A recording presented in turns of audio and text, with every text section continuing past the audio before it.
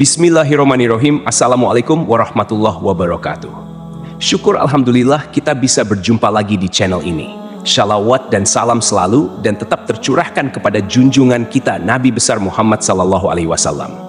Allahumma sholli ala sayyidina Muhammad wa ala ali sayyidina Muhammad. Harapan dan doa saya semoga saudaraku semuanya selalu diberikan kesehatan, dilapangkan rezekinya, diampuni dosa-dosanya dan dipanjangkan umurnya. Amin ya robbal alamin. Sahabat beriman yang dirahmati Allah, selama ini kita mungkin berpendapat orang yang meninggal itu tidak akan merasakan sakit ketika jasadnya dimandikan. Padahal saat dimandikan tersebut, mayat tersebut menjerit. Diceritakan oleh Aisyah, ketika itu ia tengah menunggu suaminya, Rasulullah Shallallahu Alaihi Wasallam, kembali ke rumahnya. Ia mengucapkan salam dan kemudian berdiri untuk menyambut sang Nabi kecintaan Allah tersebut. Duduklah di tempatnya. Tidak usah berdiri wahai Ummul Mukminin. Begitu ucap Rasulullah Shallallahu Alaihi Wasallam. Rasulullah Shallallahu Alaihi Wasallam kemudian turut duduk bersama Aisyah dan kemudian meletakkan kepalanya di pangkuan istrinya tersebut. Aisyah lantas mencari uban pada jenggot Rasulullah dan menemukan 19 helai rambut yang sudah memutih. Aisyah kemudian berpikir dalam hatinya, sesungguhnya baginda akan meninggalkan dunia ini sebelum aku, sehingga aku akan menjadi umat yang ditinggalkan oleh nabinya. Maka ia pun menangis, sehingga mengalir air matanya jatuh menitis pada wajah baginda. Rasulullah sadar terkena tetesan air mata istrinya. Rasulullah pun kemudian terbangun dari tidurnya.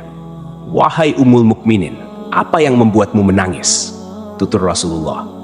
Aisyah kemudian menceritakan apa yang ia rasakan setelah melihat uban Rasulullah Shallallahu Alaihi Wasallam.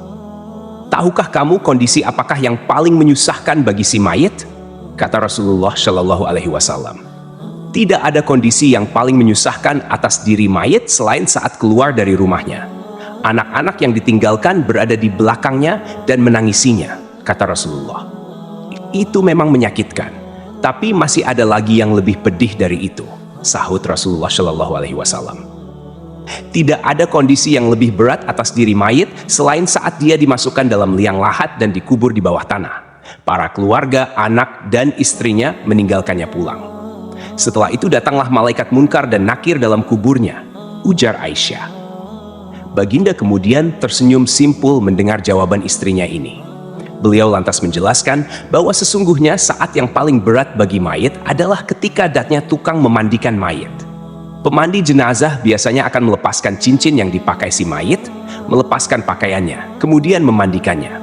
Saat itu, roh akan menjerit keras dan suaranya dapat didengar oleh seluruh makhluk kecuali jin dan manusia. Apa yang diserukan oleh roh itu, ya Rasulullah? Tanya Aisyah. Hai tukang memandikan, demi Allah, aku memohon kepadamu agar engkau mencopot pakaianku dengan pelan-pelan, karena sesungguhnya saat ini aku sedang istirahat dari sakitnya pencabutan nyawa dari malaikat maut. Begitu ungkap Rasulullah Shallallahu Alaihi Wasallam. Aisyah kemudian semakin penasaran. Lalu apa yang diserukan lagi oleh roh?